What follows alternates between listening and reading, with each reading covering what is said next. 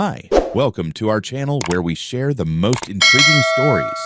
Tom Bennett moved to the suburbs seeking peace, but an unexpected discovery shattered his tranquil retreat. Soaring electricity bills led him to uncover a secret. His property was funding the local HOA's streetlights and park. What began as an anomaly turned into a battle for justice against corruption and deceit.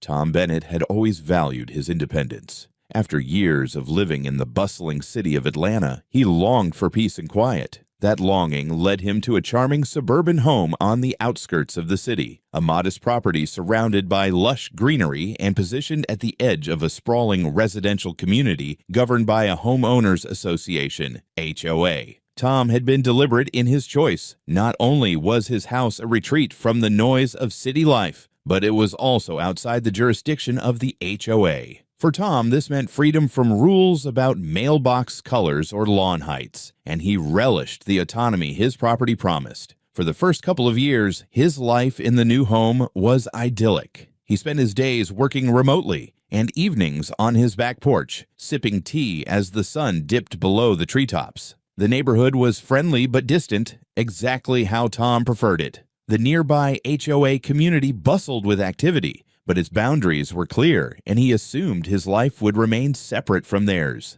Little did he know, his new home would soon become the focal point of a complex and unsettling battle. Tom first noticed something unusual about a year and a half into his residency. His monthly electricity bills began to creep upward, seemingly without reason. At first, he chalked it up to rising energy costs, or perhaps an aging HVAC system. But as the seasons changed, the bills continued to climb. Even during the mild winter months when he barely used the heating, the charges remained inexplicably high. Puzzled, Tom made small adjustments to his habits, unplugging unused appliances, upgrading to energy-efficient bulbs. But the bills remained stubbornly inflated. What tipped him off was a pattern. He traveled frequently for work, leaving the house unoccupied for weeks at a time. Yet, during those stretches, his electricity usage barely decreased. Something was wrong. Determined to get to the bottom of it, Tom contacted his local utility company to request an inspection. When the technician arrived a few days later, he conducted a thorough check of the property, starting with the meter and moving systematically through the wiring. The technician's discovery left Tom stunned. Buried beneath the ground, an unauthorized cable extended from Tom's property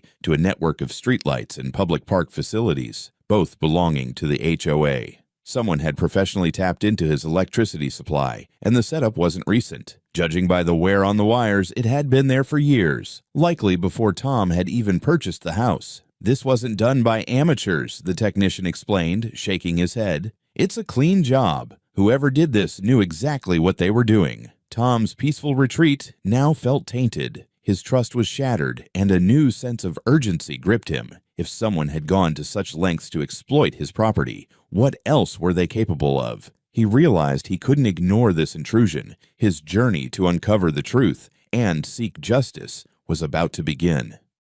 The discovery of the unauthorized connection weighed heavily on Tom Bennett's mind. What had initially been a mystery about inflated electric bills now revealed itself as a deliberate scheme orchestrated by someone within the HOA. Frustration gave way to anger. This wasn't a minor oversight or a simple misunderstanding. This was theft, pure and simple. And if someone was bold enough to siphon his electricity to power the streetlights and park facilities, what else were they willing to do? Tom knew he couldn't let it slide. It was time to confront the issue head-on. The first step was documentation. Tom took detailed photos of the illegal connection, with the technician providing additional technical explanations and diagrams. He also requested a full written report from the utility company, which confirmed the unauthorized tap was supplying power exclusively to HOA-owned structures. Armed with this evidence, Tom contacted the local police department to file a formal report of theft.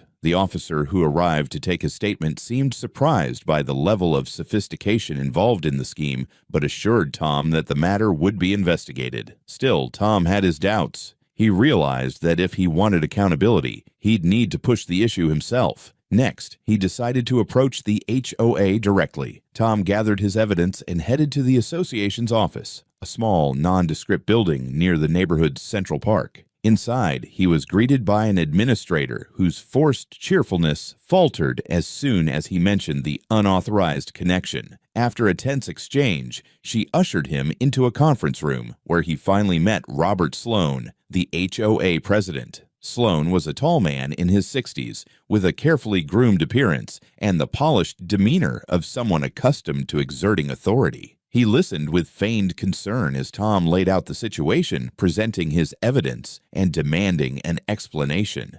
"I understand your frustration, Mr. Bennett," Sloan began, his tone overly diplomatic.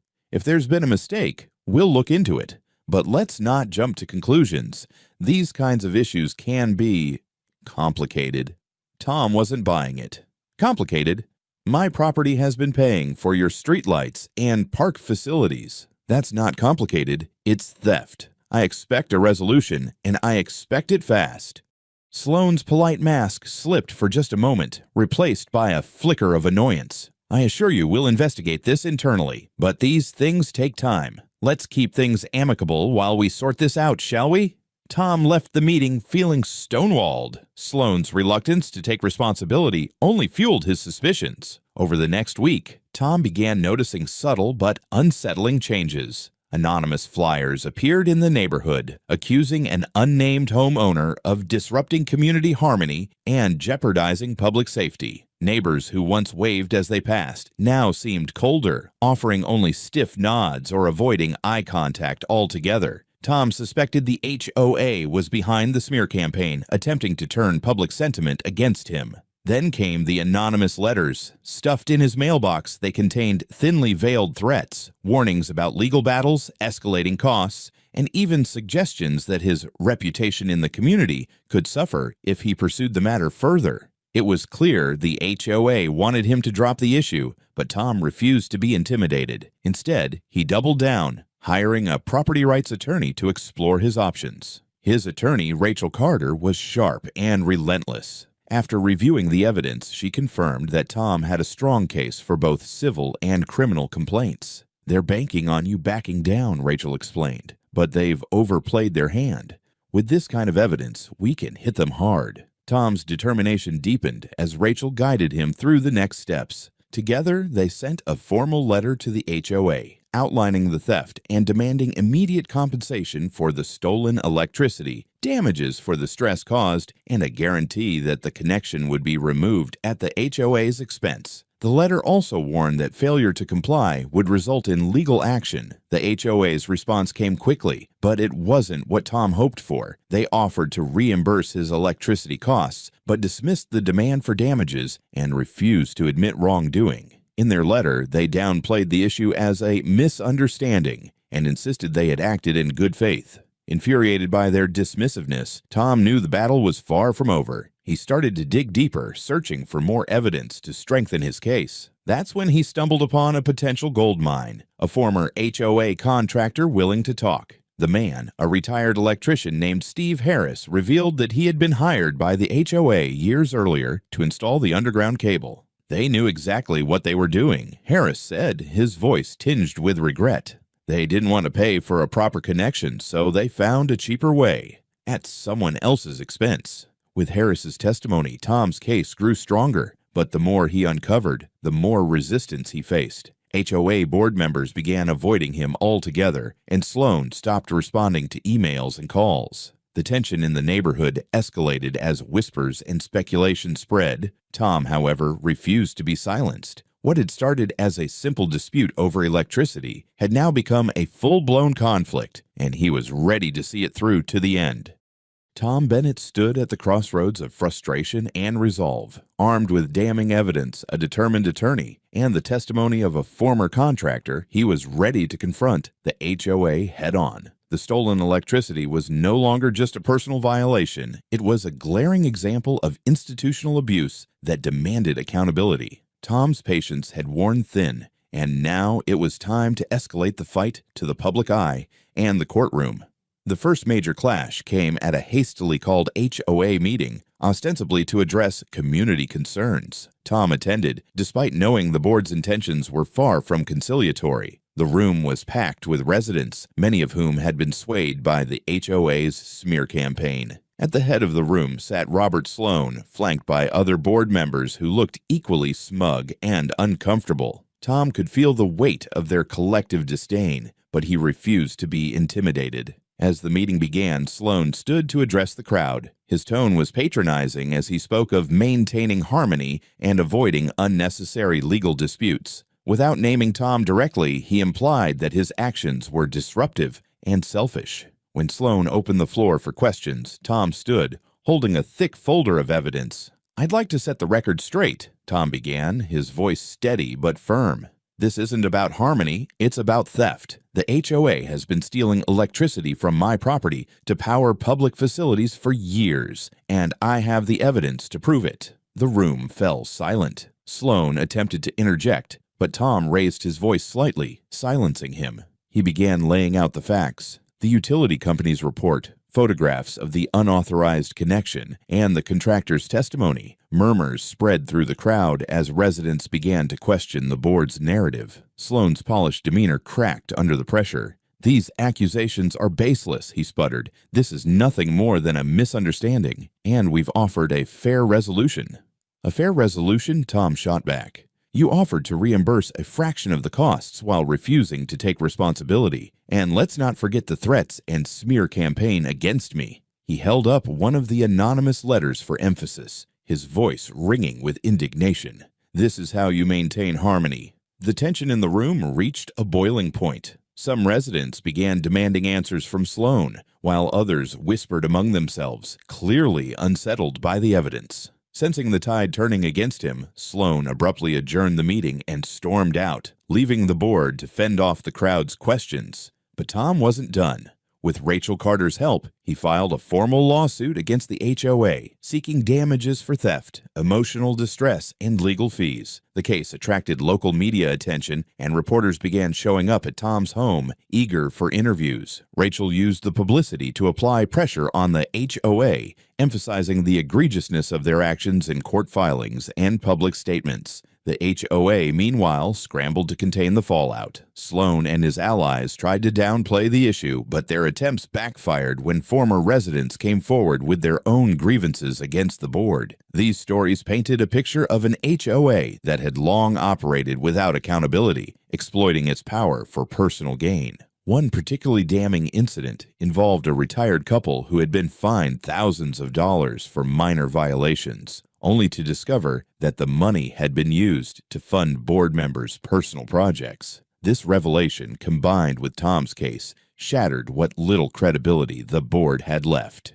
As the court date approached, the pressure on Sloan intensified. The HOA's insurance company, furious at the potential liability, began pushing for a settlement. But Tom refused to back down unless the terms included not only compensation, but also public accountability. On the eve of the trial, Tom received word that the HOA had agreed to a comprehensive settlement. They would pay $150,000 in damages, including reimbursement for the stolen electricity, legal fees, and emotional distress. Additionally, Sloan and 2 other board members would resign, effective immediately. A public apology would be issued to Tom and the community, and the HOA would be required to install independent power lines at their own expense. Tom's victory was a significant blow to the HOA's unchecked authority. The confrontation had been long and grueling, but as he left the courthouse that day, he felt an overwhelming sense of relief. Justice, he realized, wasn't just about compensation, it was about setting things right and ensuring that those who abused their power were held accountable.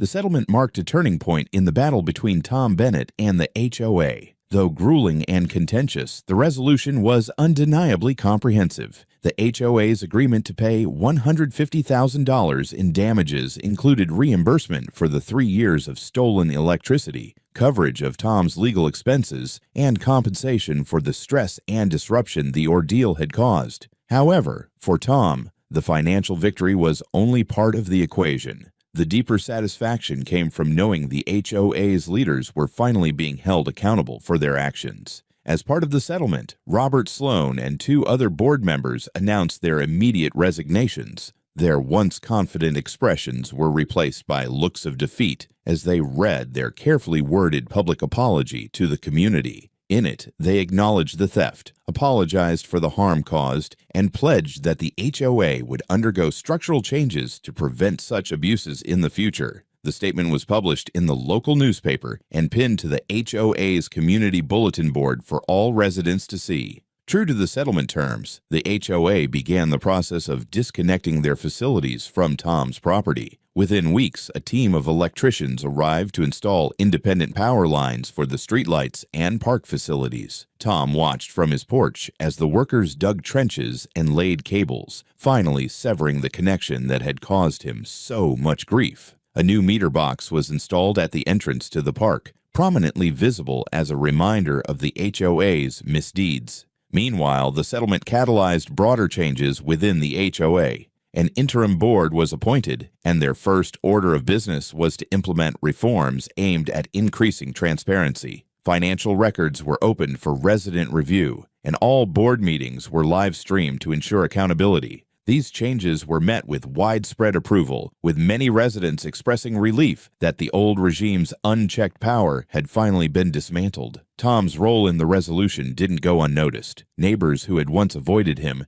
now approached to offer thanks and apologies. Some admitted they had believed the HOA's accusations but now understood the truth. Others praised his determination, saying it inspired them to speak up about their own grievances with the HOA. For Tom, the victory was a bittersweet reminder of the effort it took to right such an egregious wrong. Standing in his backyard one evening, he looked out over the quiet neighborhood that had once felt so hostile. Now the air was lighter and the tension was gone. Though the fight had tested his patience and resilience, it had ultimately brought justice not only for him, but for the entire community. As the sun dipped below the horizon, Tom allowed himself a rare moment of pride. The battle had been hard won, but the peace that followed was worth every step. He knew his efforts would leave a lasting mark, not just in the form of a disconnected cable, but in the lessons learned by a community that had finally reclaimed its integrity.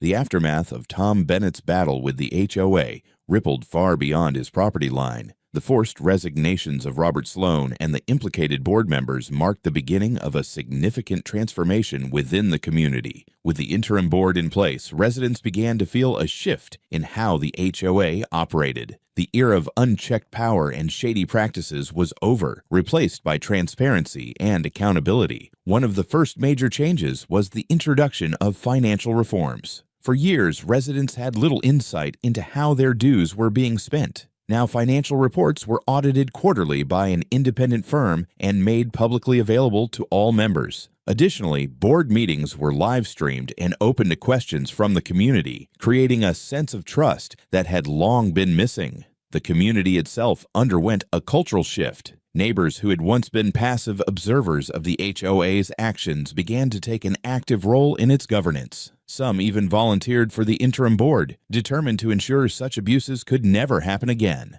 Block parties, volunteer cleanups, and other initiatives became commonplace, fostering a renewed sense of camaraderie among residents. Tom's actions also inspired other homeowners to confront past grievances. Stories emerged of residents who had been unfairly fined or intimidated by the old board, and they now felt emboldened to seek restitution. Many credited Tom for his courage, noting that his persistence had not only corrected a wrong, but also given the community a chance to rebuild on stronger, fairer foundations. Outside the neighborhood, the case drew wider attention. Local media continued to cover the story, framing it as a cautionary tale about the misuse of HOA power. Advocacy groups for property rights highlighted Tom's victory as an example of what could be achieved when homeowners stood their ground. The public scrutiny even prompted regional authorities to begin auditing other HOAs for similar misconduct. For Tom, the changes were gratifying. Though he had never sought to become a community figure, his efforts had undeniably strengthened the neighborhood. Neighbors began greeting him warmly, some stopping by to express gratitude or share their own experiences. The same HOA that had once sought to silence him now extended invitations to events as a gesture of goodwill. The once hostile community was now thriving, a testament to the resilience of its residents and the lessons learned through hard-fought justice. Tom's victory wasn't just his own. It was a catalyst for change that reshaped an entire neighborhood. For Tom Bennett, the journey to justice was as exhausting as it was enlightening. Standing on his porch one breezy evening, he reflected on the months of struggle that had forever altered both his life and the community around him. What had begun as a baffling mystery, soaring electricity bills, had spiraled into a legal battle that exposed corruption, held a powerful HOA accountable, and restored fairness to a neighborhood that had been quietly suffering for years. The victory brought Tom not just compensation, but validation. He had faced immense pressure to stay silent, threats, smear campaigns, and the weight of a powerful organization bearing down on him. Yet he had refused to yield, and his determination became a beacon for others. He realized that standing up for oneself wasn't just a matter of principle, it was a way to empower others to do the same. The lessons from his experience were many. First and foremost, he understood the importance of documentation. Every photograph, every report, and every witness statement had been crucial to his case. He also learned the value of persistence. There were countless moments when quitting seemed easier, but each step forward brought him closer to exposing the truth. More than anything, Tom took pride in the ripple effects of his actions. His fight had sparked systemic changes, not just in his HOA, but across the region. Local governments began cracking down on unregulated practices, and homeowners who had felt powerless began to realize the strength of their collective voice. Tom's case was even referenced in discussions about statewide reforms, making it a touchstone for accountability in community governance. Despite the upheaval, Tom never regretted his decision to pursue justice. His home, once a battleground, had returned to being the peaceful sanctuary he envisioned when he first moved in. The tamper-proof electricity meter outside served as a quiet but powerful symbol of his victory, a daily reminder that no wrongdoing is too small to challenge. The community, too, was thriving. Neighbors who had once been divided by fear and mistrust were now connected by a shared sense of purpose. Invitations to block parties and barbecues regularly appeared in Tom's mailbox, and he often found himself enjoying conversations with people who had once avoided him. As the sun dipped below the horizon, painting the sky in shades of orange and pink, Tom allowed himself a rare moment of contentment. His battle had been long and arduous, but it had been worth every step. He had not only protected his home, but also helped create a better, stronger community. And that, he realized, was the greatest victory of all.